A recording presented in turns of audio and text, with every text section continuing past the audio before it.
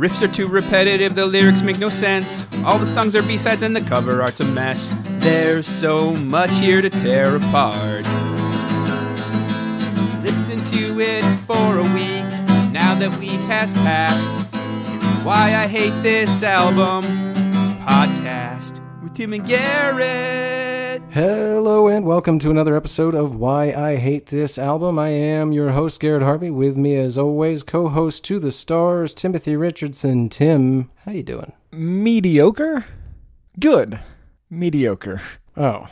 Well, which is it? Greediocre? Yes, I am greediocre. Does it have anything to do with the album that we had to do this week? Yes, this week we are doing Lady Gaga's debut album, The Fame, from 2008, and has sort of the benefit of coming after Slipknot and D. Antwoord. Yeah, by any other measure, it would not be such a good album, but when you come after those two, it's hard not to compliment it at least a little bit. The bar for good has been lowered so much that you can just merely step over it. I'm not going to waste a moment. Curious to hear, Tim, do you hate this album? I mean, I don't. Again, wow. I don't, with the asterisk of it's not slipping my knots or D'ing my Antwoords. That's true. Yeah, it is not the all-out assault on my senses that either of those two were. So, by comparison, I kind of like it, maybe? I think that we're going to have to work really hard this episode to clear your mind and view this independently as a work in and of itself. I will try. We're going to get you there. Ooh, I look forward to being gotten there by you. Ugh. Anyway, Garrett, do you hate this? Oh, I don't know. I don't know. Maybe. I think so. Probably, okay. But I'm not sure. This is why we asked the question twice at the beginning, at the end. I have copious notes this week, and we're going to dissect this thing from every which way because there's simultaneously so much to discuss and at the same time, nothing here. Yeah. It's going to be a weird one, folks, so strap in. But before we get into the nitty-gritty of it, I'm curious, Tim, is this the first time your lady's been gaga'd? No, I have been gaga'd in my lady before. I don't have much history with this. The only one I could say definitely was a Lady Gaga song was Poker Face, and the only reason for that was South Park and Cartman's amazing cover from... It is the best version of this song. But that's it? Yeah, that's basically it. Have you heard this? My Gaga experience has been pretty limited, much like yourself. I definitely had overheard some of these songs. However, much like you, I too was intimately familiar with Poker Face, but for a very different reason. I stayed at a gentleman's house while I was visiting out of town, and it turns out at the time when this first came out, one of his favorite two things to do was to get super duper drunk at like 2:30 in the morning and play this on repeat until he passes out with his door locked and I can't turn it off. And then also waking up confusingly early, which I would later learn with the help of many screwdrivers, and play it super duper loud in his room with the door locked so that I could not turn it off. So I knew that song pretty darn well. You have a foot, right? I do have a foot, yes. Okay, well it seems like you could open that door and no one could blame you for it. You would think, but as a guest in someone's home, I try to abstain from breaking down their doors. The early morning Lady Gaga, my neighbor does this as well, currently. And it's not super early, like it never wakes me up, but if it's a Saturday, there's a good chance Lady Gaga or Tejano music, one or the other, are coming through my wall. Oh, how nice for you. Yeah. The only other touch point I do have, which I didn't know about until I got the dossier back from the boys at the lab, I had in fact seen a young Lady Gaga on an old MTV show. Do you know what show I'm talking about? No. It was called Boiling Point, where honestly it seems like a show made just for you and I. They would put quote-unquote unsuspecting people in scenarios where the entire point of it was to just irritate the shit out of them. Specifically for Miss Gaga, she was eating lunch alone in a cafe when she got a mysterious phone call. She gets up to take the call, as any of us would, and then as she returns, she finds her completely uneaten meal has been cleared by the busboy. The point of the show is to see how long this person will go before they completely lose their mind and storm out. And if they can make it to the preset amount of time, in this case 14 minutes, they get some amount of money. If they make it minutes beyond that, the amount of money goes up. But they don't realize that they're in this competition, which is all kind of nonsense because it's probably no coincidence that somebody who studied acting for their entire life is suddenly on a TV show. But point being, she was on this show at a young age, and I had seen this because I enjoyed Boiling Point. I knew her without even knowing I knew her. So it's like she's always been there with you. Nope, it's nothing like that at all. I feel like you weren't even listening to my story. Okay, let's talk about the birth of the Lady Gagas. Where did this person come from? This concept? Yeah, walking, talking, modern art project. Lady Gaga was, of course, born Stefani Joanne Angelina Germanata, I guess. It's definitely Stephanie, not Stefani. Well, I'm going to call her Stefani for most of this episode to avoid any confusion with previous artists we've discussed. How is that going to avoid confusion? Cause confusion. Oh, that's it. Yeah. She was born in Manhattan in 1986 to what the internet claims is an internet entrepreneur father, although I can't imagine he was an internet entrepreneur in 1986. He was responsible for bringing guest Wi-Fi to hotels in like 2003. Oh, so that's not even sort of the same thing. No, I don't know how they had all this money because she was raised on the Upper West Side of Manhattan, which, as I recall, is not the cheapest real estate in the world. Sure. Presumably didn't make all his money until he stumbled onto this whole people want Wi-Fi outside of their homes thing. Yeah. But I assume he had some other technology job that paid exceedingly well. Presumably. And her mom worked for a telecom company, and as you said, she grew up relatively wealthy, Upper West Side of Manhattan, did the whole like Catholic school thing. She began playing piano at the age of 4, and her parents encouraged her to pursue music. She was playing at open mic nights around the city as a teenager, high school plays, etc. And I wasn't able to figure out the exact dates of this, but at some point she was enrolled in the Lee Strasberg Theater and Film Institute and studied method acting for approximately 10 years, but obviously not as a full-time thing. Like, this is while she's in school. And are you familiar with the Strasberg method? Well, so she was studying method acting specifically. Yeah, sure. So that is essentially the Strasberg method, a takeoff the Stanislavski method, connecting your character to personal experiences and emotion to ground you as more of a human rather than character acting. And that will be very telling, I think, in her later persona. Did you happen to look up who else had attended this Lee Strasberg Theater and Film Institute? No, I didn't. So Strasberg, you've got your Alec Baldwins, your Steve Buscemi's, Will Arnett, Christoph Waltz, Mickey Rourke, Uma Thurman, and you'll be happy to know Garrett's all-time favorite actor, Matt Dillon. No. I don't understand exactly why Garrett loves this guy so much, but I mean, no. posters on his wall. He's got a poster of Matt Dillon on his ceiling above his bed. I don't. You loved You, Me, and Dupree, you fucking liar.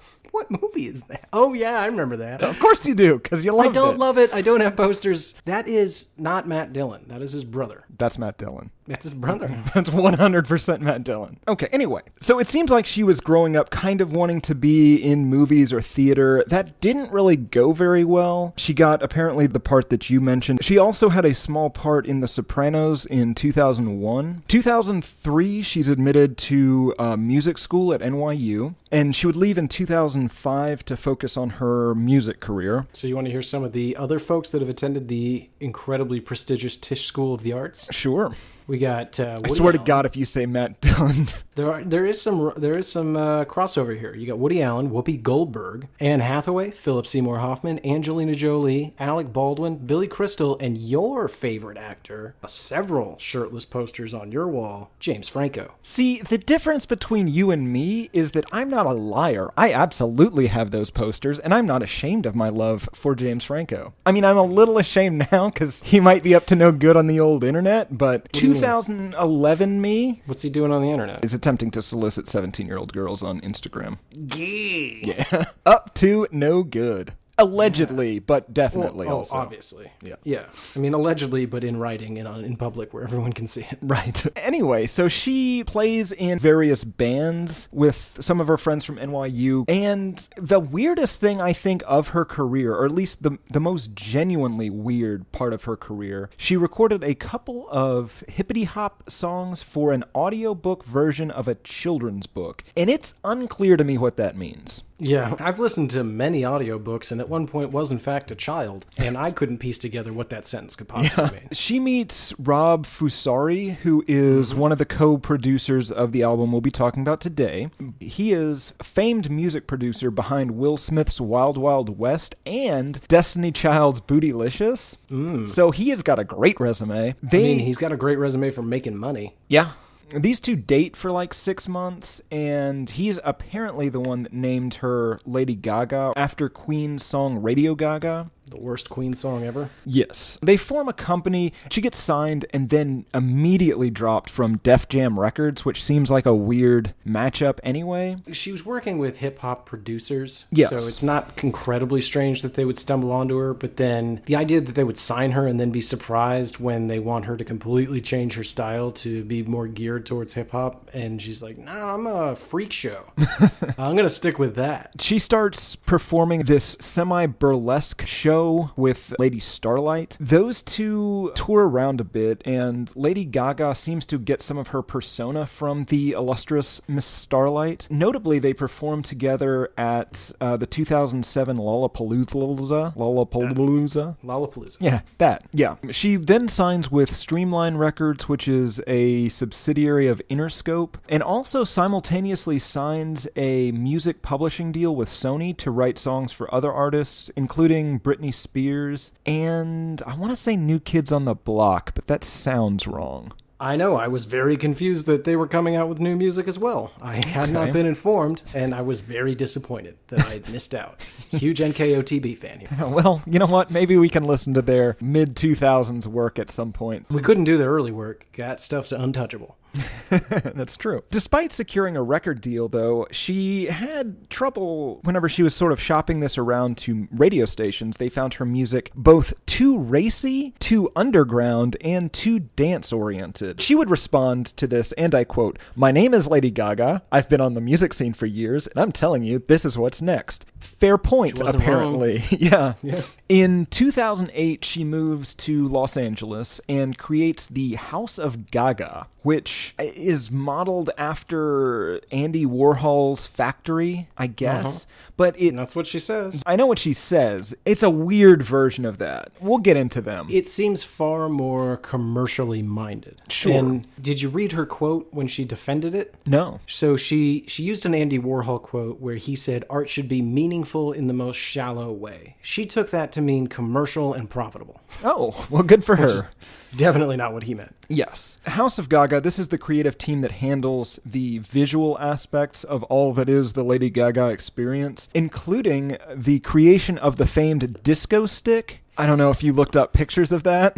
Oh, I did. Okay. There's more than one. If you're confused of what we're talking about, if you Google Lady Gaga disco stick evolution, there's some charts and graphs. You might want to put safe search on, or at least switch to incognito mode. That's true. Don't do it at work is what we're saying. Yeah.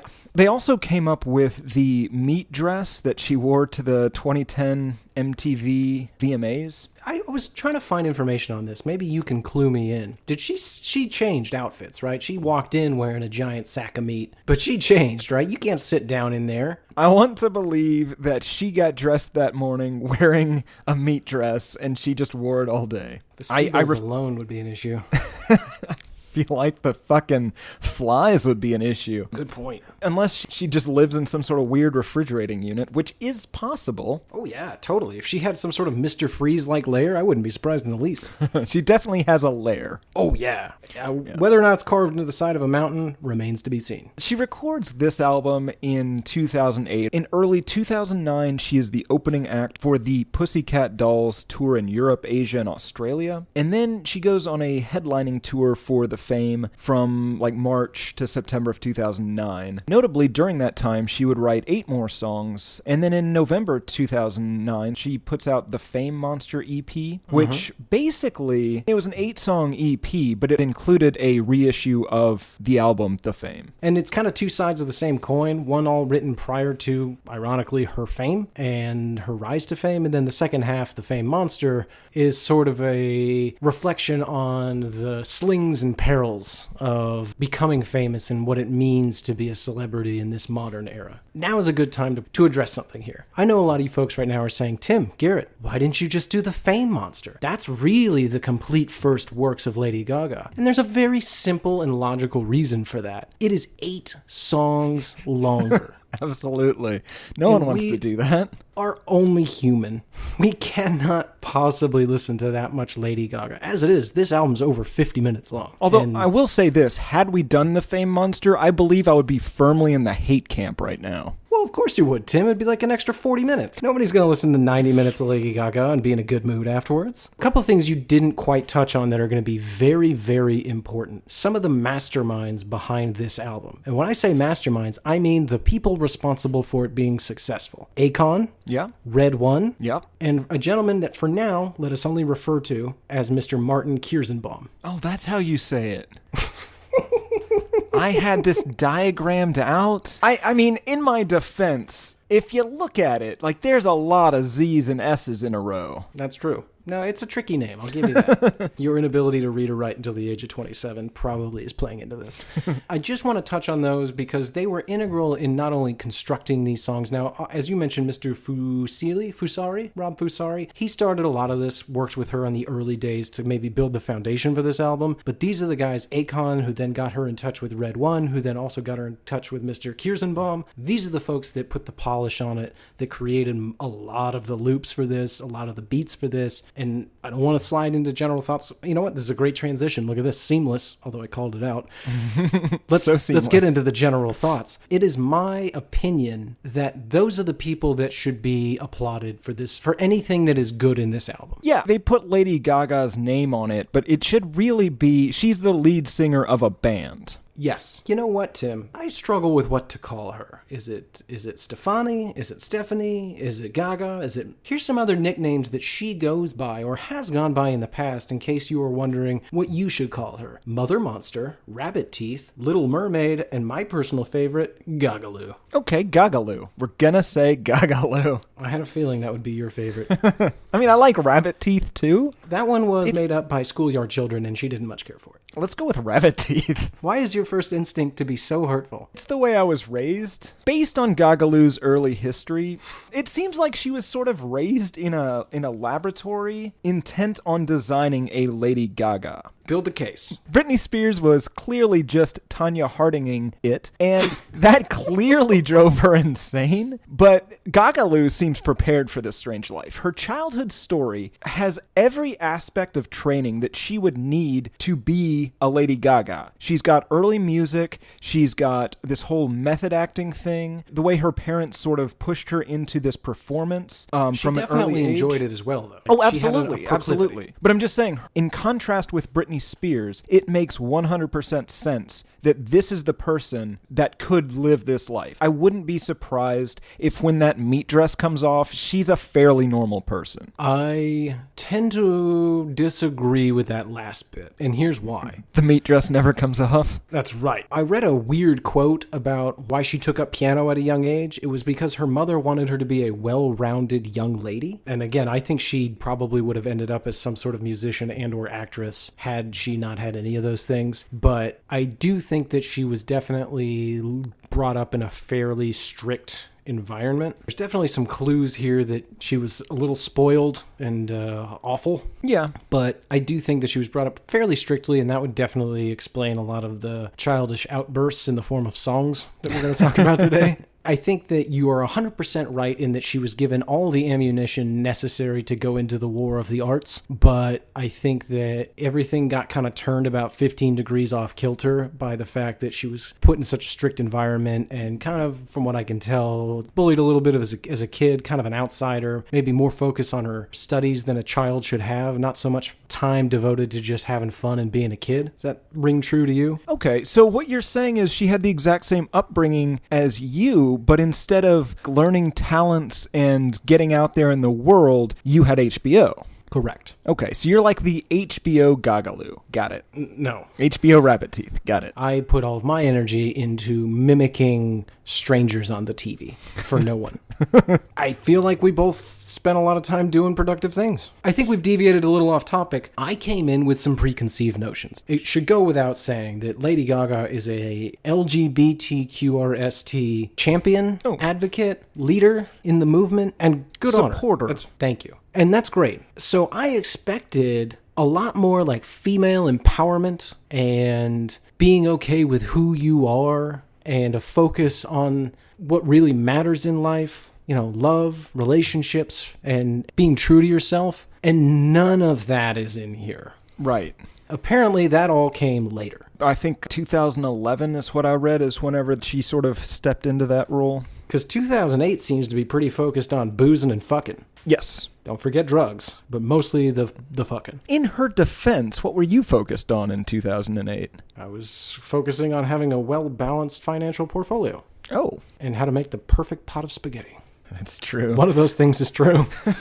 I wasted my life. Yeah. The songs are very stupid for the most part. They don't seem to be saying much. The music and her act both seem weird in this intentionally designed way. She's to some degree just the face of this project. She's not just out there just purchasing Harajuku girls for the sheer joy of it. She saw Gwen Stefani and decided, I want to be a Harajuku girl. Let's make that happen. Yeah, she does not have a single dead-eyed Japanese woman following her around. And I never thought I'd say this, but what a huge disappointment.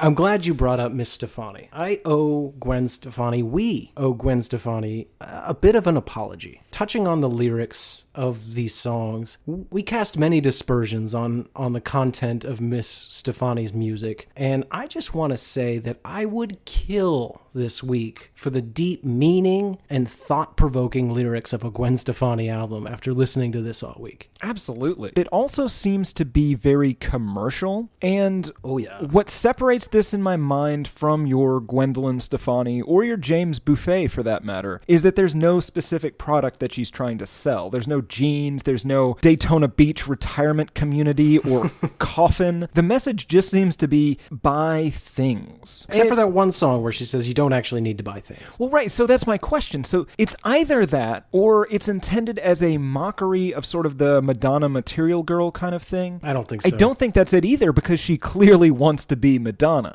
Oh, so badly. She has since come out with a number of products. Most notably, of course, is the Lady Gaga Fame perfume. And to answer your 4 follow-up questions, 1, yes, I did. 2, right now. 3, yes, it is weirdly black in the bottle for some reason. And 4, a sensual and opulent wave of honey drops, saffron, and apricot, as well as a floral veil of samba and tiger orchid. I just thought that the oranges had gone bad. So you're that smell. That's right. But again, this is probably a good time to mention the sponsor of half of the hosts of this episode, Lady Gaga's Fame, a unisex perfume. Fame is the winner of the 2013 Canadian Fragrance Awards, currently available at the Guggenheim Museum and your local Macy's. So Macy's and the Guggenheim. It's a weird combination, but I think I don't want to dwell on this because it's not the point of the show, but you have to stop signing up sponsors for you. We are co-hosts. A lot of them, in their contract, the one that they have printed out and given to me, it explicitly makes me promise I won't give you any money. I don't know what it is about you. I have a very difficult time believing that. Well, either way, the point is we don't know if any of this is actually happening, and there's no way to prove it. There's plenty of ways to prove it. You have the paperwork. You flaunt it in front of me. That's the proof. Also the money. Also the ad reads you're doing in the middle of the show. All of this proves my point, you fuck. Anyway, we're getting off topic. I want to talk about the quality of her voice. First of all, it's fine. It's not bad. It's no D Antwoord. I don't want to carve my eardrums out so I don't have to listen to it. It's fine. However, much like all of the news I'd heard about how much of an advocate for strong, independent women and people across all spectrums she was, I had also heard what a powerful and amazing voice Lady Gaga has. First of all, this sounds a lot like Gwen Stefani. So, not impressed there. And Miss Stefani, that is not a slight on you, but nobody is running around talking about your baby baby doll voice and how amazing it is. They say it's fine. And this is fine too. Folks, I don't want to get off on a tangent here, but if you want a powerful and amazing voice, you go Google Whitney Houston, goddammit. That lady had a powerful voice.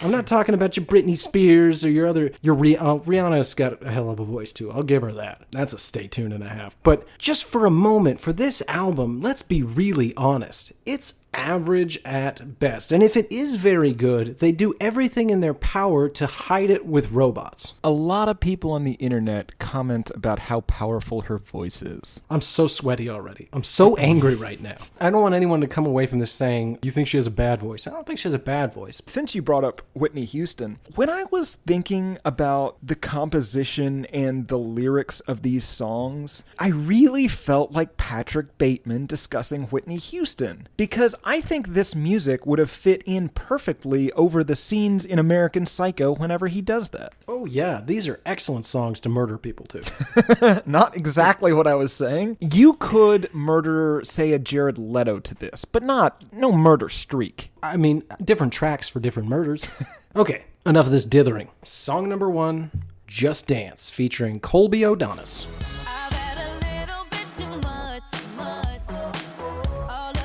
This album does something very new and innovative. It just starts with filler. I don't know that we've ever done an album where, like, song number 1, it's mediocre compared to the hits, if you will. It's a weird choice. Sometimes you see it on rock albums. They don't start with their fire, so to speak. They bury it in number 2 or number 3. Well, let sure. you warm up into it. But your first song shouldn't be this boring. Yeah. It is pretty boring. It might help you to explain the fact that it was written in 10 minutes while hungover. That sounds right. But it didn't keep it from climbing all the way from 78 to number 2 on the Hot 100 list. It was the longest and most successful climb on the Hot 100 since Creed's Arms Wide Open. So in great company there. This does start out with them announcing the people that worked on the track for some reason. And we've encountered this a couple of times before. And this will continue, as we'll see in a few other songs, that she continues to call people out in the opening, almost as though she doesn't have any lyrics for the song. Let me ask you this, Tim. Is this song about dancing or fucking? It seems to be about being blackout drunk at some sort of club. Okay. Yeah, she does talk about losing her keys and phone, which is a common byproduct of getting blackout drunk in public. I think that all of her songs are about fucking. On some level, yes. Yeah. There's going to definitely come a part where she's talking about banging some stranger. This is just about wanting to get hammered and then dance, or being hammered and attempting to dance. But that didn't stop the concerned citizens at Genius Lyrics from worrying that somebody had slipped something into her drink. There are copious interviews with her where she discusses at length why she wrote things. How do you think I knew she wrote it in 10 minutes? However, I don't want to move away from the is this about dancing or fucking question just yet. And the reason I'm confused, and I quote, use your muscle, carve it out, work it, hustle. I just got it, just stay close enough to get it on. Don't slow. Drive it, clean it, Lysol, bleed it. Ooh. Ooh. I thought carve it out would be the grossest part of that. Can I read the Genius interpretation of this? Sure. A reference to sex, she's pushing him to carve her out with his muscle and show her how good he is at what he can do. Telling him to hustle is another way of encouraging him to speed it up and go faster. Well, according to the idiots at Genius Lyrics, it's about fucking. So you got it right. So, well, great. Good for me. Put that on the old resume. Is she still blackout drunk during the banging? I assume so. That's not good. Well, right? Or is that good? Sexual politics these days are so confusing, Garrett. It's a sticky wicket. My immediate reaction is that it isn't good, but maybe if she's discussed this beforehand and it's her choice while sober, Garrett, I don't know. So she's like signed an agreement that, like, exactly. Hey, later I'm going to be completely out of my gourd, but it's totally cool to carve me out and bleed it. With his muscle, yes. Okie dokie. So we do learn in this song she's a real parrot head. There's a line in here, Tim, that I personally did in fact relate to during my Gaga years. The lyric is, how'd I turn my shirt inside out? So clearly she's gotten so drunk that she doesn't know when or how her shirt somehow became turned inside out. I actually had this weird phase when I was 18 years old and I would get a bit inebriated. I would wake up the next day only to find my underpants on backwards. pants still on, underpants on backwards. You know, I was going to this offer day, a theory. God, I hope no. If it involves being carved out, I don't even want to hear it. It was not. It was a helpful pooping method. You don't have to take your underpants off because there's a little. Yes, you do. There's the little slit. No, oh my God. Sometimes, First of all, in the winter, you would the have toilet no. seat is cold, and you don't want to sit on it with your bare ass. So you put your underpants on backward, and then you open the wiener hole, if you will. I think you call it the wiener hole, and poop through it. You know what, Tim? I've known you a long time. Maybe longer than I haven't known you. Occasionally you say something that, against all odds, lowers my opinion of you, even more so. And you have done it today. A couple things on your horrifying suggestion. One, you'd have to take them off in order to get them back on and have them backwards. So you might as well just poop during that. No, but the seat is cold. Turn the heat on. Don't. Okay. I'm a very poor man. Hey, shut up, dummy. That brings me to number 2. That hole is not big enough, and how do you keep it open? Well, I mean, I haven't thought this through. I assume that is obvious. Gotta I'm be disgusted some sort with you. That brings us to track number 2, what I assume has to be Tim's favorite song on the entire album, Love Game.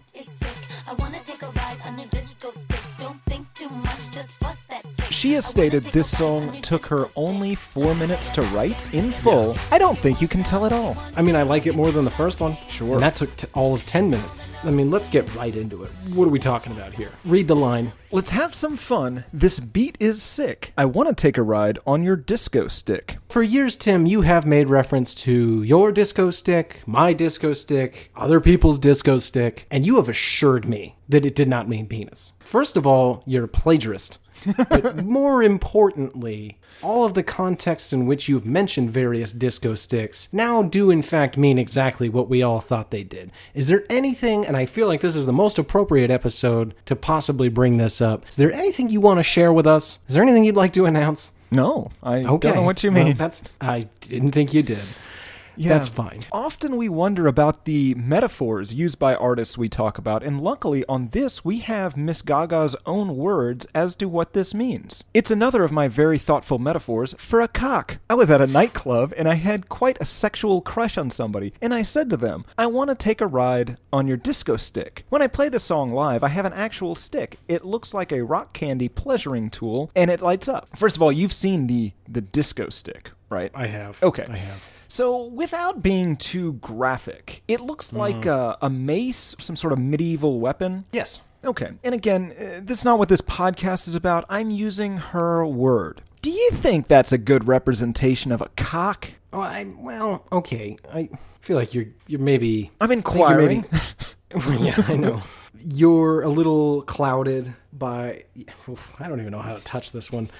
You can just say no, because it's not. At least in my experience. Well, it's a disco stick, Tim. It's a physical metaphor that still is meant to be rammed into places where cocks go. But it's all like spiky. On the end. Yeah.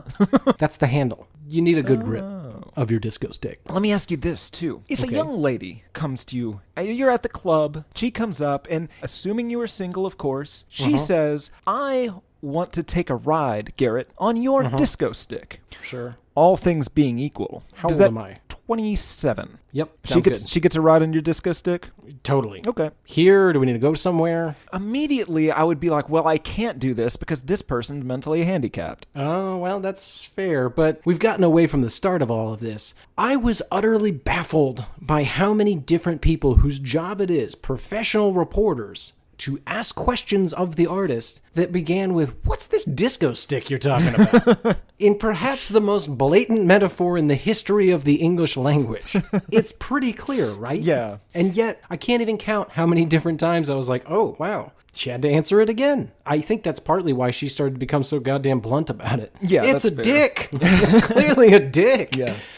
So you're telling me, in all honesty, let's say a foxy young thing, and I won't get too gender specific, just a sexy young thing, and by young I mean 22, and let's say you're 23, comes up to you and asks to take a ride on the old disco stick, you're saying no? 23, maybe maybe not. But I would have to imagine that person was, Terrible? Something's wrong with them. Well, yeah, but I mean, nothing diagnosable. I would assume it would be diagnosed. Disco stick, man? If you think saying that is sexy, You've been out of college way too long. that's fair. You know what? You're right. That is almost certainly something in 2008 that people were saying. I apologize. You were correct. If Lady Gaga, now you're both the same age, she comes up to you. We're talking about Stefani, the Gagaloo. It's like the babadook. The Gagaloo comes up to you. It's a great movie.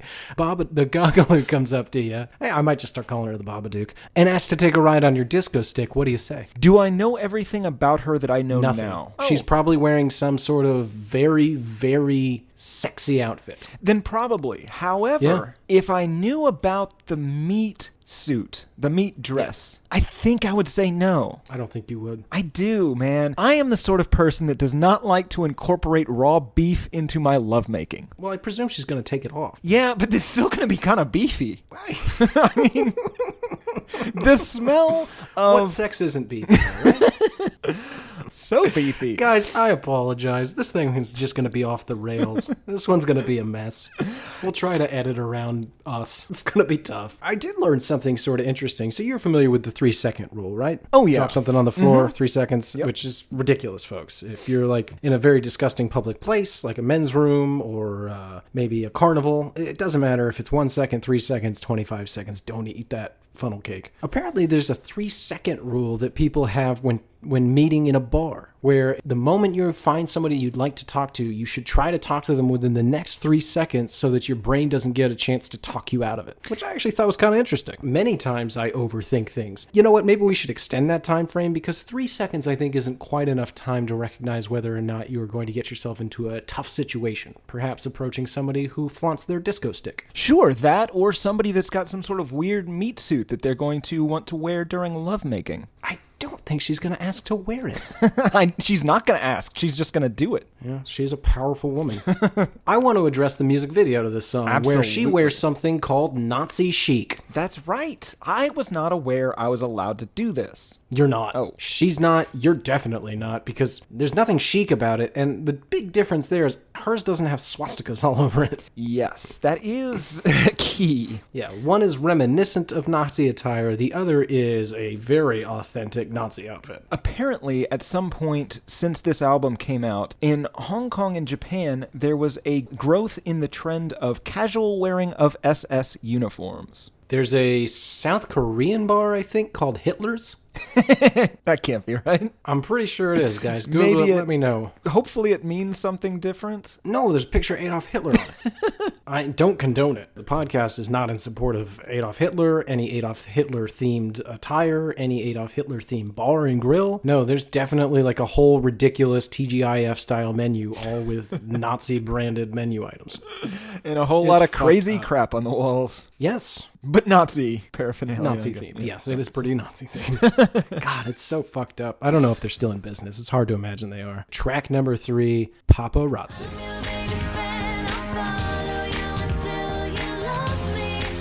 This one is a disturbing tale of a woman obsessed with a gentleman with a very curious name by the name of Paparazzi.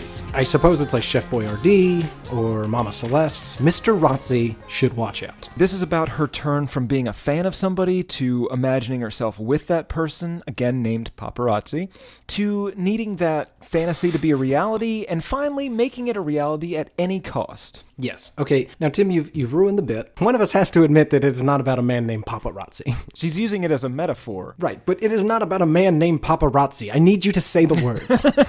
Fine. It is probably not about a man. You told me to yes and, first of all. You're so bad at this.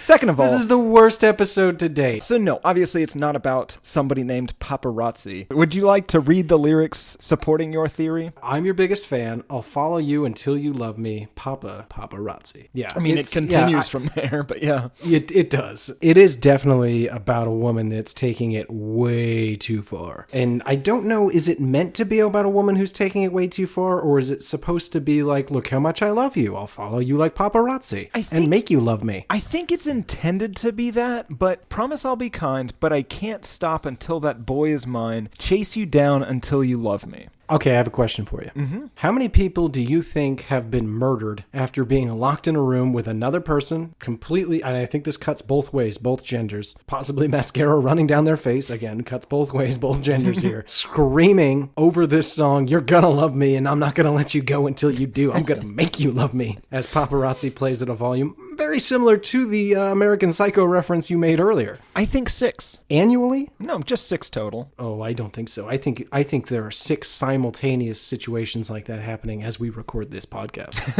Fair enough. This is a very popular album, Tim. That's true. You're right. Yeah. It is an anthem. Yeah, she's definitely gonna murder somebody, possibly named Rotzi, Mr. Rotzi, and wear him as a suit. Which brings me to my next question. Did anyone ever DNA test that meat suit to make sure it wasn't a human man meat suit? Oh, God. You think that she was wearing paparazzi? I think so. Like, how powerful, Garrett, would you... No, you know what? I'm going to phrase this differently. Oh, my God.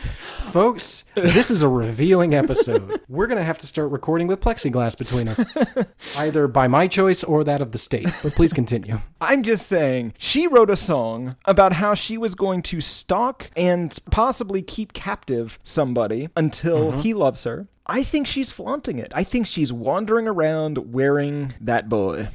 Man. We'll say man. Wearing that man. You know what, Tim? Typically, I give you a lot of pushback when you refer to grown men as boys, but for this episode only, you're in the right. She calls them boys. So you think we have a BTK situation here, where she's just looking to get caught? Thinks she's smarter than the cops, and she can actually wear her victims out to award shows?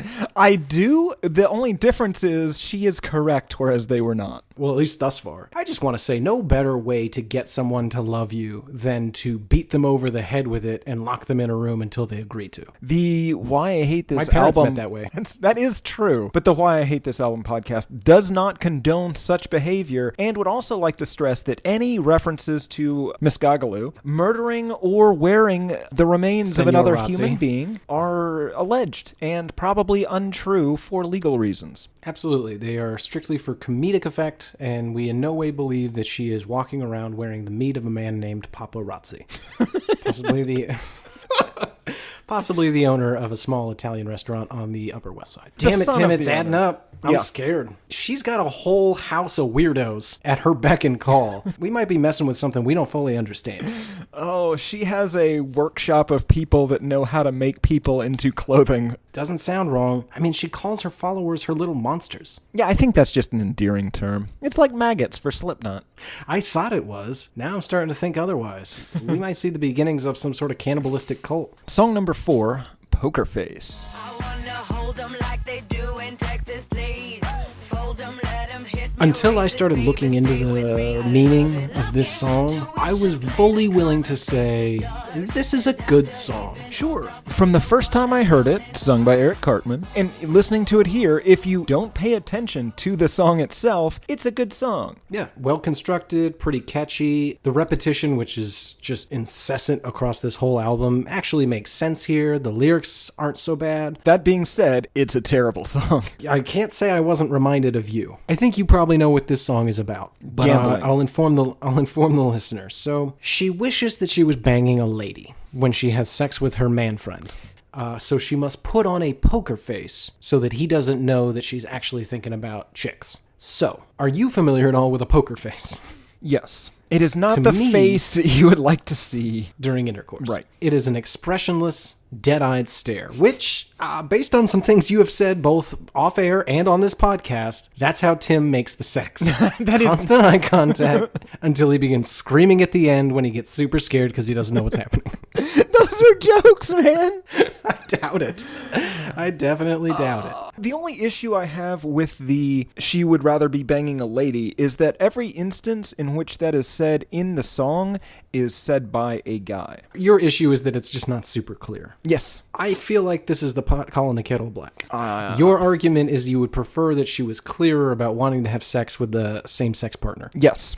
That is exactly what I'm saying. Well, I feel as though that's a little hypocritical. Again, is there anything you'd like to say? It's a great album. If there's just a declaration you'd like to make or share share anything with me? I still don't understand what you're getting at. Okay, absolutely. And I'm not trying to apply any pressure whatsoever. I just want to give you a forum. The line Russian roulette is not the same without a gun. I'd agree. I would too. Of course it's not. It's not anything without a gun. It's Right. It's just you sitting across the table from a North Vietnamese man just screaming Diddy Mao. Exactly. Some odd lyrics to me. I feel like this is the ultimate prostitute's anthem. And I mean that in an empowering way.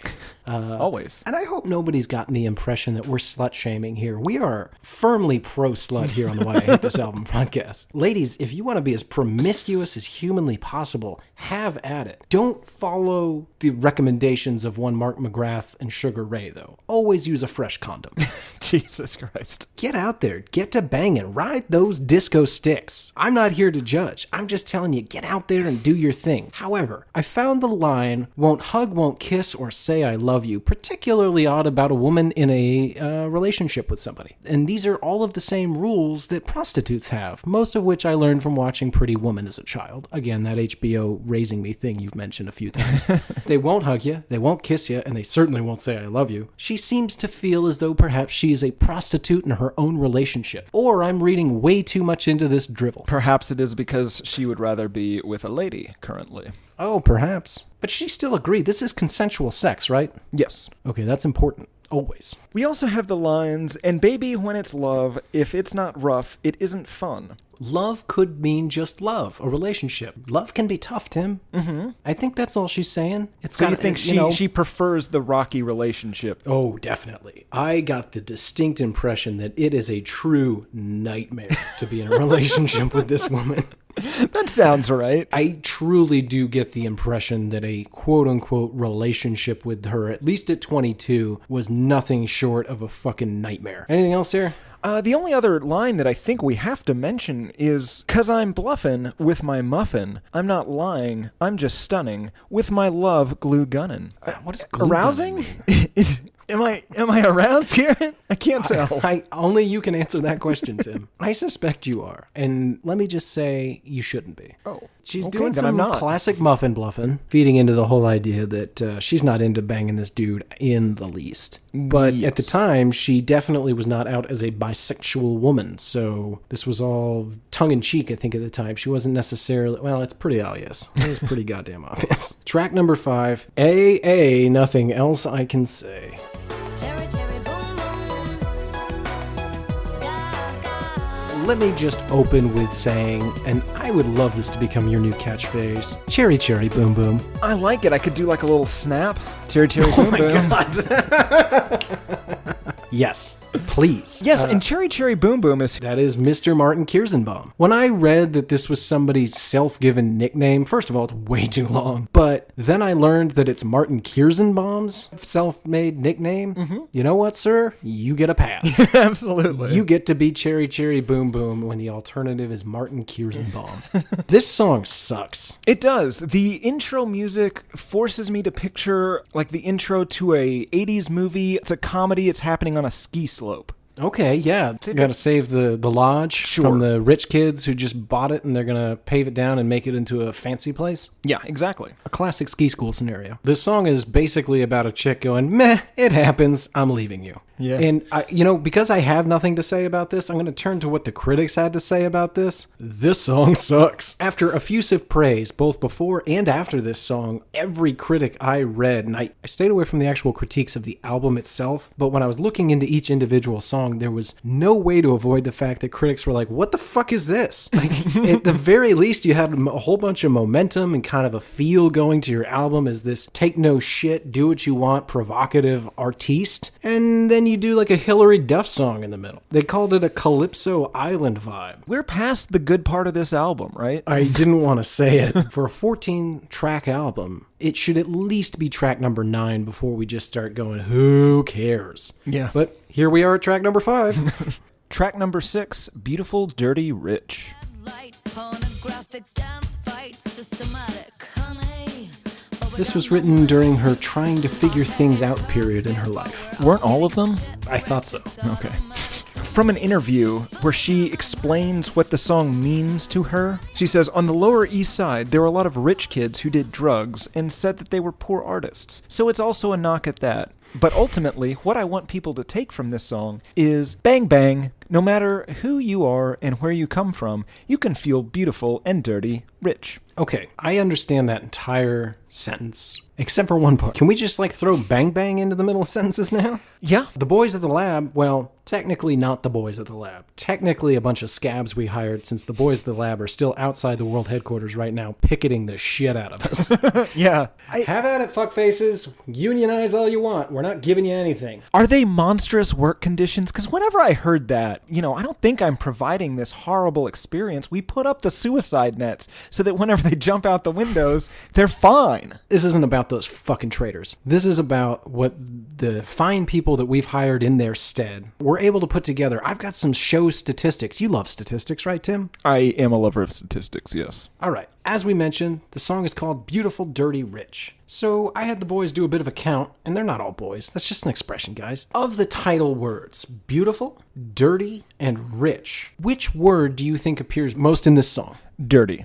Oh, you son of a bitch. Did you look at the figures? I didn't. Okay. They were sealed when you got them, right? That's true. Yeah. Comes in at 44 dirties, 31 riches, and 22 beautifuls. However, there's a secret word in here that appears more than rich and beautiful, not quite topping the dirty count. Do you know what that word is? No. Bang. This is good. I'm glad you brought this up, because something I'm starting to notice on this album, but also on previous albums, is that a lot of times these people, when they don't have anything to say, they just make noises. Oh, yeah. So there's a lot of doos and ditties and bangs, and whoops. bang bangs. Well, bang is at least a word. She apologizes to her father in this song, which I think is long overdue. Yeah, that man has been put through a lot.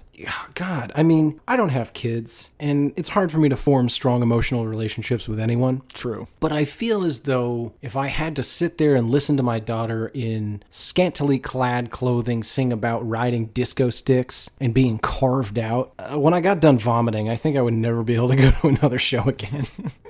That's just horrible. Yeah. And when she does put clothes on, they're made of her previous lovers. Allegedly. Or perhaps just the local owner of the pizzeria. R.I.P. Paparazzi. At least in the live version of this, she plays a keytar, and I thought that should make you happy. It did, although when I looked at footage, I questioned whether or not she's playing that keytar. Yeah, that's fair. She's wearing a keytar. Yeah, totally Anyone fair. can wear a keytar. I'm wearing one right now. You're always wearing one under your clothing. There's always a keytar somewhere on my body. I dare anyone to find it. It's like I'm a always Where's grabbing Waldo. at stuff and screaming, I got it. And it's You have been excluded from the game after multiple instances where it was very obvious you were not searching for a keytar. Tim, is there anything in this episode you want to share with our audience? No, I don't know what you I'm mean. Sorry. I'm sorry. Anyway. Bang, bang.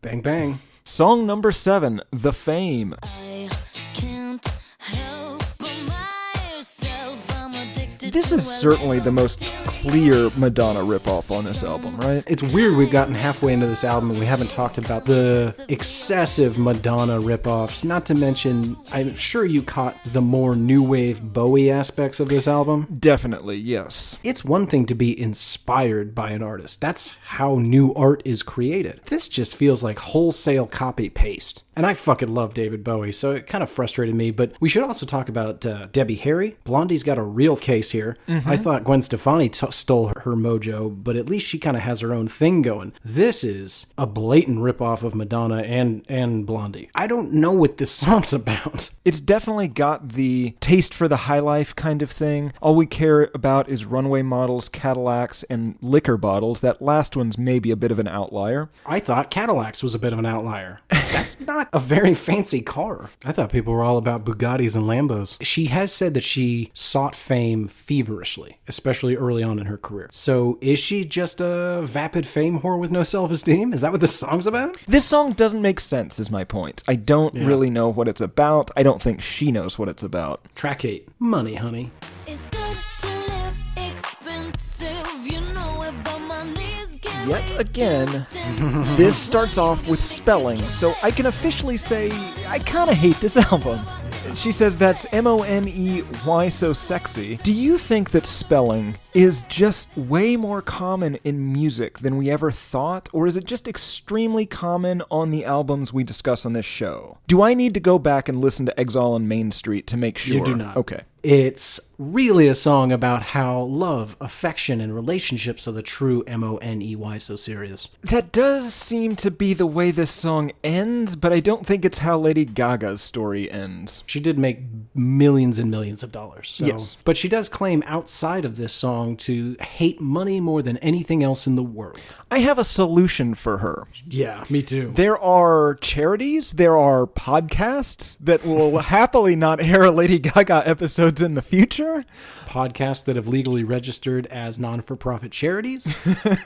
Yeah, it seems like that is the world's easiest problem to solve. There is always somebody that will take that money. In the song, though, she does not say that she hates what money gets her. She seems to really enjoy all the cool shit she gets to do and have. So maybe she just doesn't like how dirty it is. Okay. Perhaps once she got like a credit or debit card, it all went away and she was good to go. Easy She fix. just hates cash.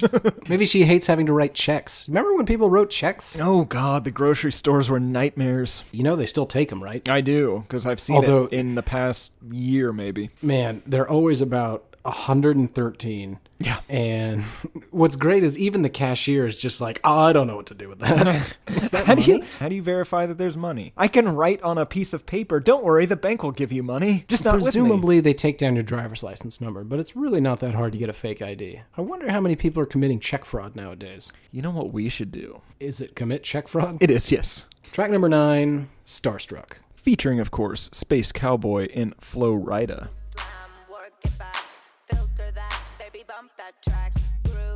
This is the third and I think the final song that just begins by announcing the people that are performing on this song. Yes. We got Space Cowboy, and this time, Cherry, Cherry, Cherry, Cherry, Boom, Boom. So the opening groove slam, work it back, filter that, baby bump that track, for whatever reason, reminded me of the Missy Elliott song, Was It Worth It? Let me work it. So, big shocker here, this song's about fucking again. Methinks thou'd protest too much, Miss Gaga. Like, You think she doesn't like the banging? I don't necessarily know that she's as confident and experienced as she'd like us to believe. She is educated in sex, and you always know that the way you can tell somebody knows about sex is because they say the phrase educated on sex. Well, there's book smart and then there's bed smart. I would venture to guess that she maybe knows the mechanics of it, unlike you. That's not true. Well, then why all the screaming, Tim? It's that end part that I just... Yeah, I don't- know. It surprises you every time. Again, from what I hear, I will never corroborate that because I think that would get me a slap from your girlfriend. You are just the world's worst scientist. Just no curiosity whatsoever. No, not about that.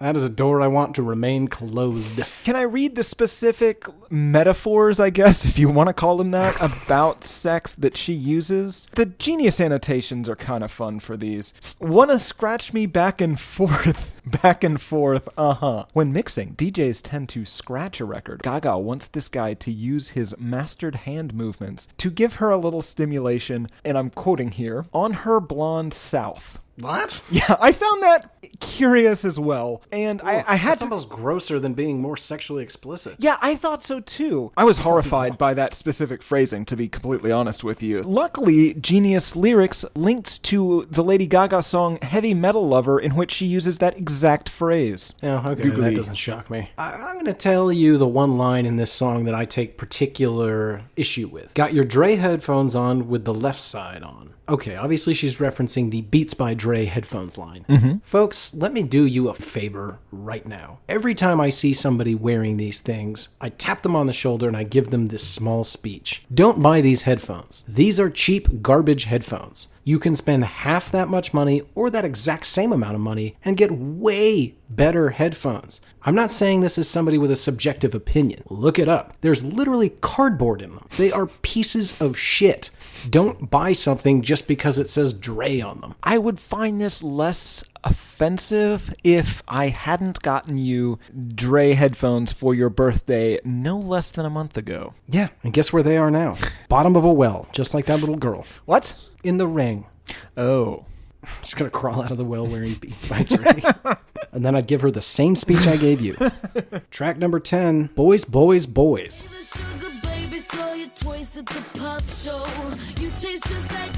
Garrett, I don't know what it was about this song. I can't put my finger on it exactly. But really speak to you? something on this song really spoke to me, yeah. I don't... Yeah, I had a feeling you might say that. It's but weird. you couldn't Yeah. quite, it just made you feel right. Yeah, something about it. Just kind of... It was Put a like... little bounce in your step. Well, I'll say this. It's like, whenever you're listening to a terrible album that's got one good song on it, and like once you hit that song, you've got like 3 minutes of just peace. Almost like it was filling a hole in you Yeah. Yeah. Something that's been missing. that you didn't know you needed. Yeah, exactly. I don't know. Yeah, It's well, weird. anything you can find to fill that hole, Tim. And nothing you want to, maybe about that you want to share? Can you explain what you're getting at? No, you know what? I don't want to put words in your mouth. Okay, that's fair. All right. Do you know why this song was written? No. First, it's supposed to be an answer to the Motley Crue anthem "Girls, Girls, Girls." Mission accomplished there. So the reason that she came up with this song is that at the time, Gagaloo was dating a bit of a rock enthusiast, and she wanted to make a song that she knew he could enjoy as a heavy metal lover. Yeah, I can definitely see how anyone that loved heavy metal would love Boys, Boys, Boys. What are we even talking about? I went down a weird rabbit hole with this song. I would have expected you to go down the old bunny hole, but it was me. There's a line in here, you taste just like glitter mixed with rock and roll. Oh, I went down the same bunny hole? Is that what we're calling it? I don't like That's what that. you call it. So you know what I'm going to say. You taste just like glitter mixed with rock and roll. So I was like, who's eating glitter, right? And so I wanted to look up, is somebody eating glitter? Did you know, Tim, there is such a thing as edible glitter? Yeah, flavored body glitter. Yeah, I'm aware. Were you aware? Yeah. Okay. Why were you aware? Because you frequent strip clubs?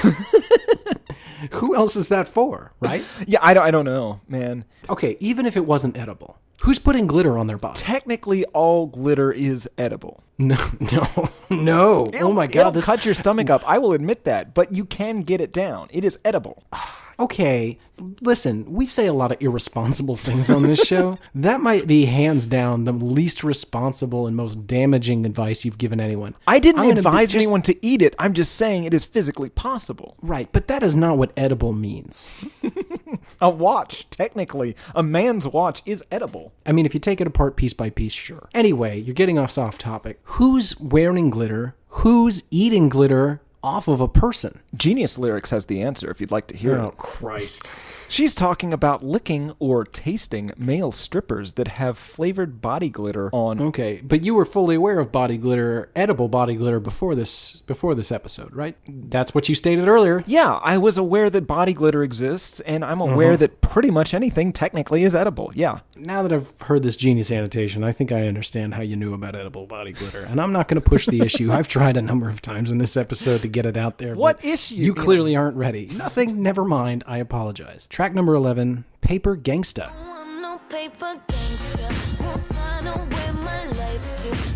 This song is entirely about that time she signed with Def Jam Records and then they dropped her before releasing any of her music. Yeah, 100%. Okay. It appears to be weirdly business-oriented. She is rapping in this, right? Mm-hmm. I assume that it's Def Jam wanted to make her more hip-hop and this was sort of a fuck you to Def Jam. I hope so. Or at least a, hey, this is why you wouldn't want to do that. Yeah. So this song to me sounded like a very obscure song that I'm hoping I can at least remind a few folks about. It's called We Like to Party by Venga Boys, which probably means nothing to you, right? No. If you lived in a state that had a Six Flags, there was a time where there were a number of commercials with an old man, or actually just a normal man, in old man makeup. And behind him here, you would hear, the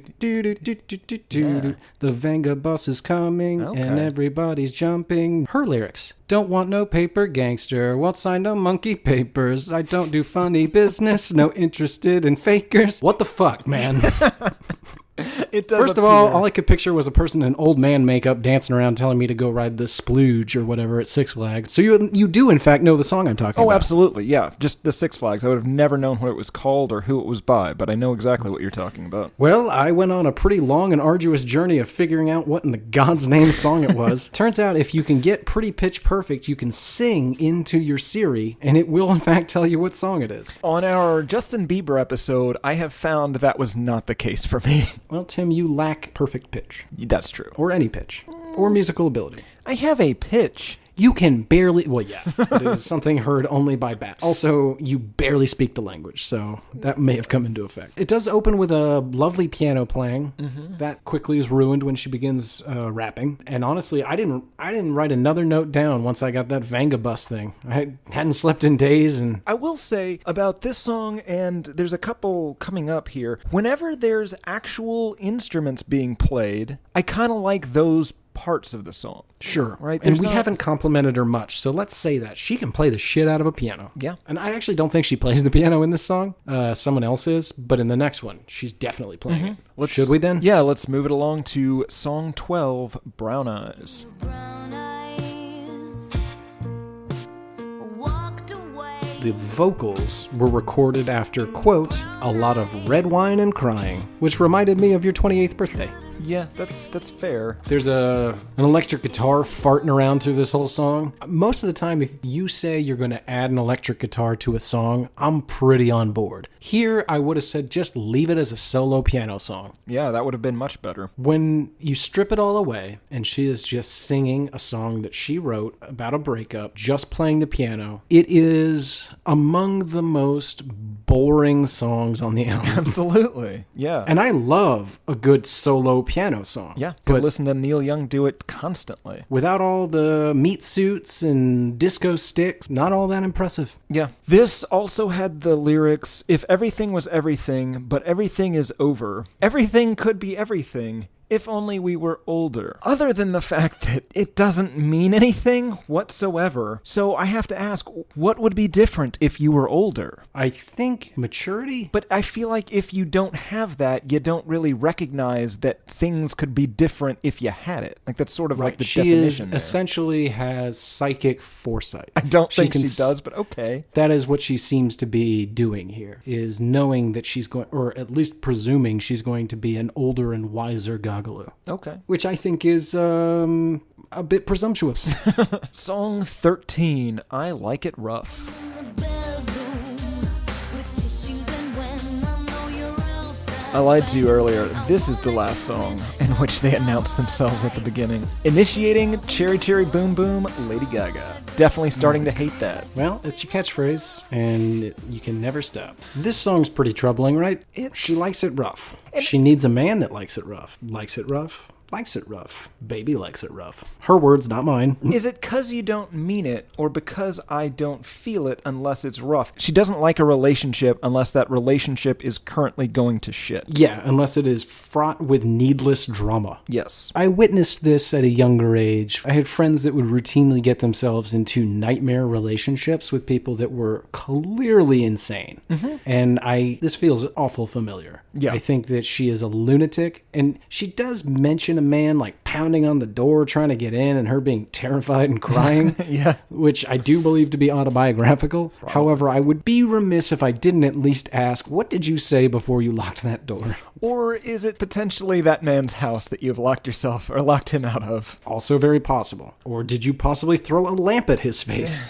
I will say, I think Lena Dunham would definitely approve of one specific line in here. Can't sleep with the man who dims my shine. Lena Okay. Dunham's on board for that. That's he's- really specific. If he is not encouraging you, probably shouldn't be there. Yeah, I thought it was going to be an easy sell that Leans would be Yeah. super into this album. It is unclear. It's super unclear. I feel like she probably is because almost nothing is being said in this album. And I don't know from this way or that. We're good friends, but I just don't view her that way. I don't know what it's like to be in a relationship with Lena Dunham. She could be a real drama queen too. I'm not sure. I don't think so. I think she likes to just kind of put it out there.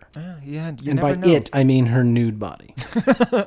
She does definitely like that. Yeah, I don't think she's hiding a lot, although she does seem to be somewhat of a neurotic, kind of a Lady Woody Allen, if you will. Bipolar, maybe that's playing in there. Maybe. I don't want to cast dispersions. I think she tends to obsess over things. As far as the social commentary and the statement this album makes about the patriarchy and normative gender roles, it's tough to call on this one. I think she might be on the fence. She certainly is not down for boys, boys, boys. No, but I think everyone should be. I don't know what it is about that song. It rocks, man. It doesn't. Sure it doesn't, you sweet bastard. All right. Want to do the last song? Yes, I want this to be over. All right. Song 14, Summer Boy. Nowhere.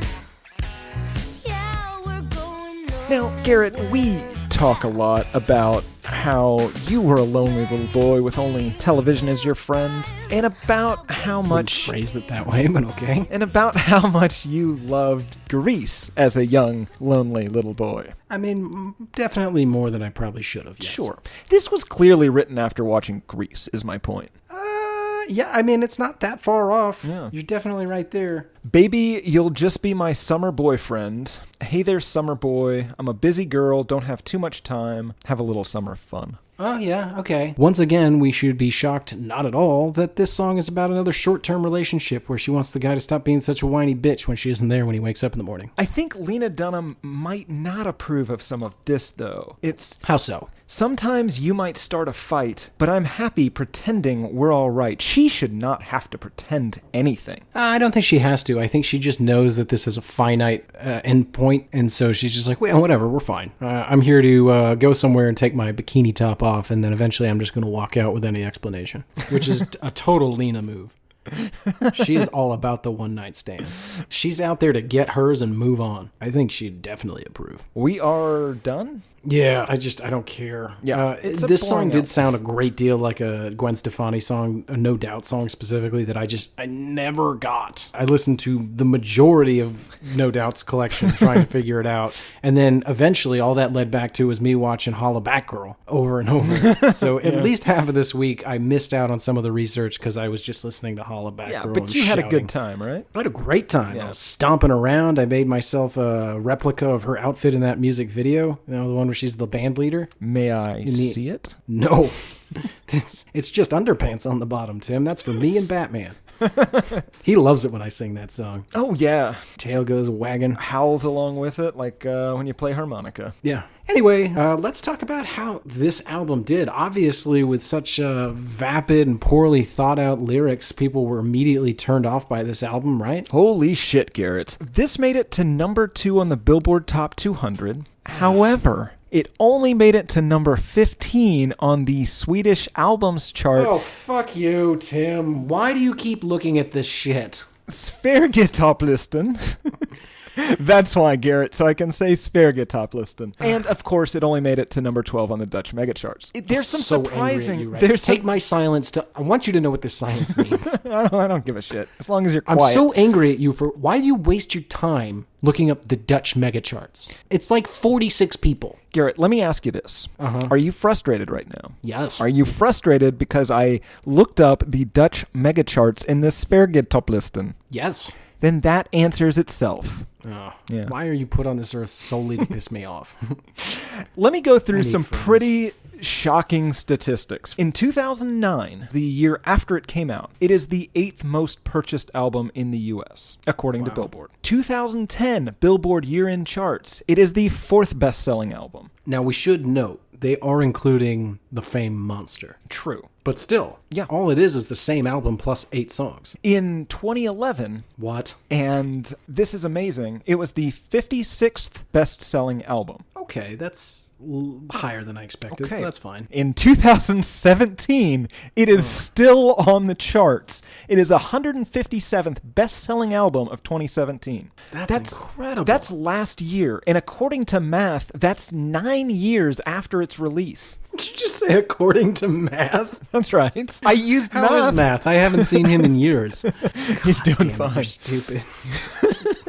That is some fucking staying power. That's amazing. Yeah. And she's nothing if not a great business person. I want to commend her on that. Way to make a shit ton of money. I just don't like your music. This album sold 4.8 million copies in the US alone. It sold 15 million copies worldwide. Whoa. That's only... Do you know the date on that number is, though? 2012, maybe. Like, it's not recent. I know the exact date. It had sold 15 million copies as of November 2010.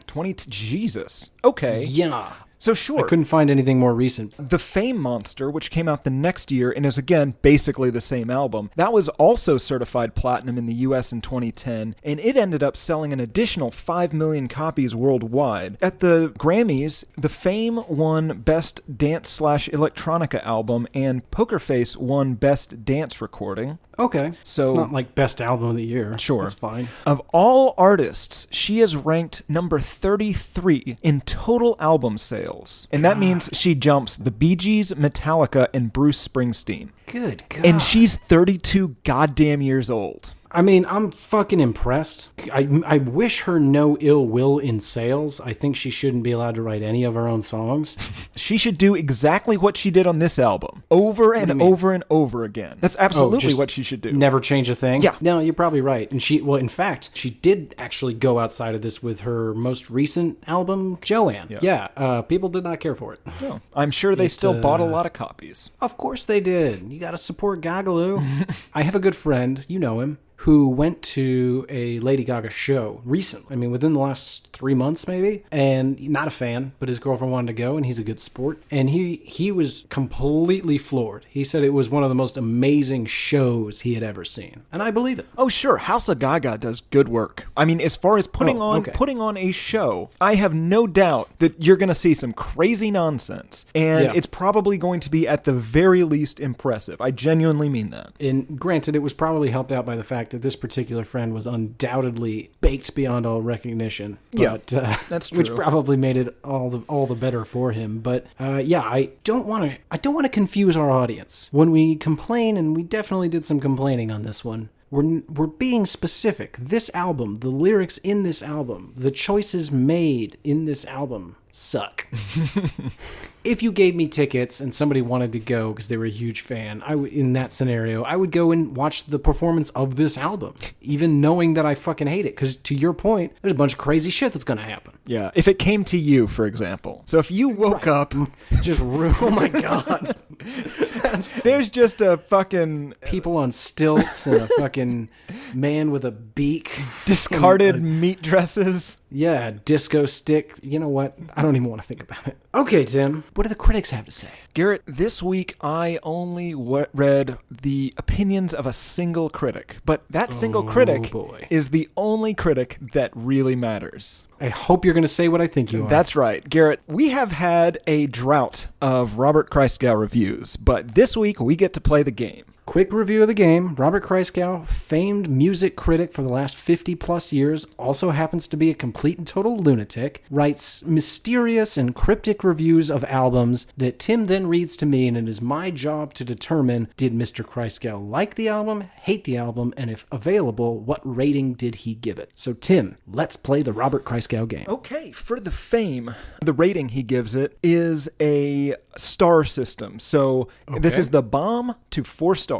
This review, he has simply written shallowness at its most principled. And then he recommends the songs Just Dance and Paper Gangsta. Based on that, what does Robert Christgau think of this? How many stars, or possibly a tiny little bomb, does he give this? What's throwing me off is that he recommends Paper Gangsta. Well, that would throw anyone off, yes. I mean, like I said, that song about her murdering and wearing the skin of Senor Razzi is at least a pretty catchy song, but Paper Gangster. Okay. The review is shallowness at its most principled. 3.5 stars. He gave this a single star. Ooh. You are way off. I thought that this was going to be a Christgau favorite. I almost gave it 4. Garrett, not me. The shame that you must feel right now has to be soul-crushing. All right, you don't have to. Garrett, Yeah? It's okay, because I have a surprise for you. This week, we have a second Robert Christgau review for this very same album. How is that possible? Unfucking precedented. You have a chance to redeem yourself. After he reviewed this, he got the Fame Monster, and he listened to it, and then he thought,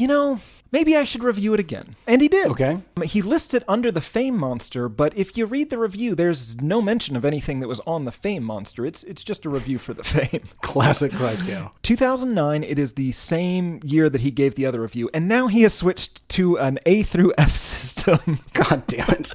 So now you have to guess A through F, and you have a chance to redeem yourself here. I liked the 14-track 2008 version of this album, augmented in this 2-CD set by an 8-song EP of comparable quality, but only after being overwhelmed by the sheer visibility of her Warp Speed relaunch did I realize how enjoyable and inescapable her hooks and snatches turned out to be. Even if you consider her videos and such over-elaborate, as I do. Her songs are streamlined pop machines. Some are more efficient than others. I prefer the Poker Face hook, but even the slow ones have a way of taking off, in part because she writes lyrics like a paper gangster. A through F, Garrett. A minus. After giving it a 1 star, he changed it to an A minus. Yes!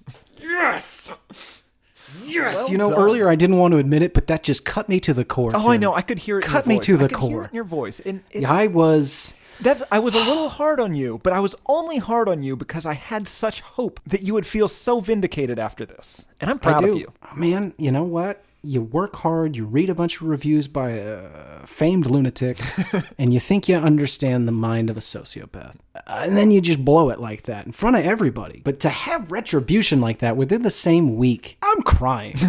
He is weeping, and it is making me uncomfortable. I haven't had a win like that in months. I needed it. Thank you, Mr. Christgau. All right, Tim, we know what a lunatic had to say about it, but what did the people have to say? It had a 4.5 star average. The first is by Brett. Oh, it hey, is Brett. from 2013, and it is I think this is going to be effusively positive. It is called The Shame I Feel is Outweighed by the Sounds. My God, I don't know why I liked this album, but I absolutely can't get enough. What's wrong with me? I'm usually into 90s rap or anything non-metal 80s. The B Word just took over pop with her first 2 albums, and I feel ashamed as a grown man to keep listening to it repeatedly. This album will steal your manhood and make you feel like a 15-year-old girl in the 80s when Madonna was raping our ears with hits. Defend your manhood, gentlemen. Ooh. Don't even tempt yourself with this one. It's too good. I didn't even turn it down in my car when a couple of G's rolled up next to me at the stoplight and glanced my way. I'm uncomfortable with many of the things that gentleman had to say. 5 stars. Well, first of all, what are G's? Gangstas, I believe. Second of all, B word? That's right. What? Well, he wants to call her a bitch, but he doesn't want his review to get taken down by Amazon. Oh, can you not say bitch on Amazon? Oh, you can. Oh, okay. Maybe he was afraid his mom would read it? God almighty. And then finally, raping our ears with hits? Yes. It sounds Jesus. negative, but I think that's a positive. I think it was a compliment. Yeah, I think in his world, when one's ears are raped, that's a good thing. Okay, move it along. I'm upset. All right, well, let me rape your ears with this next one. Oh, Christ. It's by Jude Love, and it is entitled... I swear to God, I thought you were going to say Jude Law. I was so excited. He has really been letting us down recently with the number of... I guess he's busy with movies or something. He's just not writing Amazon reviews at the same... Yeah, not like he used to. Yeah. Anyway, this is Lady Gaga Me. I had to sit through this CD on a car ride from LA to San Fran, and let me tell you, I'd rather slide down a 50-foot razor than listen to this crap again. At Jesus. one point, I wept and begged my girlfriend to turn it off. She didn't, and so I dumped her when we got to SF. I think when you die, and if there is a hell, Satan is playing this 24/7 while he shoves a red-hot poker up your ass. Jesus Christ. 1 star. I suspect that she wanted to break up before she heard this album. A 50-foot razor? That's right. Listen, it might be playing in hell, but I have a feeling it's going to be Sugar Rays every morning. Yes. Live. You have been quite Because those clear. fuckers are going to hell.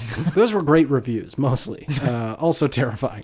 We're almost to the end, Tim. So let me ask you, who the hell is this for? Well, first of all, I think Madonna and Gwen Stefani fans that aren't too picky. Yeah, that like their grandma bought this on accident. And Yeah. they're just like, that's close enough. And men who are embarrassed of how much they like it, but not so embarrassed that they will turn it down when a couple of G's roll up next to them. Interesting mix of people there. I think that this album is for teenage women. It is for gay men or anyone that really wants to dance and have routine anonymous sex with multiple partners. This seems to promote that and provide an excellent soundtrack to that activity. And again, I'm not judging. I envy that lifestyle. Everybody, cards are on the table. We all know what we're here for. There's no games. Yeah. Pro-anonymous sex is what Garrett Harvey would like you to take from this. That's not even remotely what I said. Point being, I get it.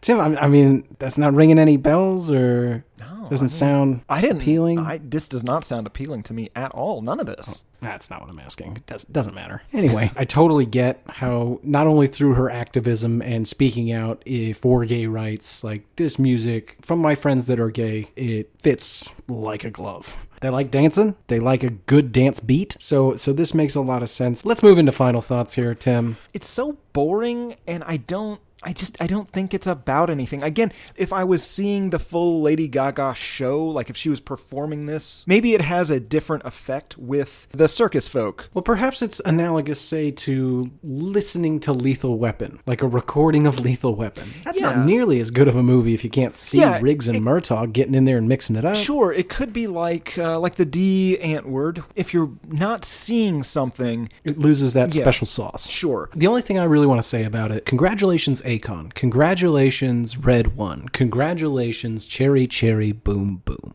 Nice. You guys made some great, catchy pop music that people really enjoy. Notice who I left off that list, Tim. I just can't compliment Gagaloo. I feel like she is interchangeable here. So congratulations to those producers. They did a great job. Gagaloo, I hope you did better on the other ones, because I'm just not impressed with this. I think your writing is childish and shows just how insecure you were at your age, and your very blatant efforts to make everybody think you were a lot more experienced than you truly were in life. Sure, you say it's childish, but also it is, frighteningly adult. Yes, there's the word. Okay, Tim, I don't want to belabor this any longer, and Jesus Christ, I want it to stop. Do you hate this album? You got me most of the way there. I really dislike this. I dislike it a lot more now than I did whenever we started. I don't think I hate it. Oh, traitor. I can't separate it from... This isn't D Antwoord. Would you rather listen to this or Korn? Korn, definitely. Oh, well, you said you hated Korn. That's true. I don't see the contradiction. Do you know what the definition of contradiction is? I'm not asking do you hate it as much as D Antwoord. I'm saying, do you hate it? Yeah, I think I hate it. You do hate it, because if you had to listen to this to another week straight, I'd find you hanging with an extension cord around your neck. I guarantee it. Do you hate this? Yes. Okay. Yes, I do. I want to say, this is rare. Someday we will find another Gaga album, whatever the one is that's like the most acclaimed, and we will do that album, because I want to know how she matured as an artist. I think there's a potential where I could come out of another album not hating it, and I want to give her that chance. All right, little housekeeping as always. Folks, we'd love to hear from you. You can either go to the website, hatepod.com, click on contacts in the upper left-hand corner, shoot us a note, funny story, recommendation for an album. We'd like to hear it all. Maybe just let me know that you think Tim's a sucker. That's always a good time. Honestly, I've been very hurt by everyone saying that I'm a sucker online. I don't care for it. Hey, quiet sucker. Rude. Anyway, love the iTunes reviews. Thank you so much. You guys have said some really nice stuff. I try to keep Tim from reading it. He is just looking for a reason to have a self-esteem, and we want to keep that as tamped down as possible. So If you're looking for something to write, you don't know what to write, they really do help us out. They get us up in the rankings, and then folks that don't know the show end up listening to it, and we get a little bigger, which allows us a little more time to keep doing the show and making it better. So if you can write us a review, we really appreciate it. Don't know what to put, just write Tim's a sucker. That lets me know you're listening to the show, and god damn it makes me laugh so hard. Rate, review, subscribe, tell your friends, hit us up on Facebook, facebook.com/hatepod, album hatepod on Twitter, @hatepod on Instagram. This has been Why I Hate This Album. I am one of your hosts, Garrett Harvey. I'm the other Tim Richardson. The riffs are too repetitive, the lyrics make no sense. All the songs are B-sides and the cover art's a mess. There's so much here to tear apart. Listen to it for a week, now that week has passed. It's Why I Hate This Album podcast with Tim and Garrett.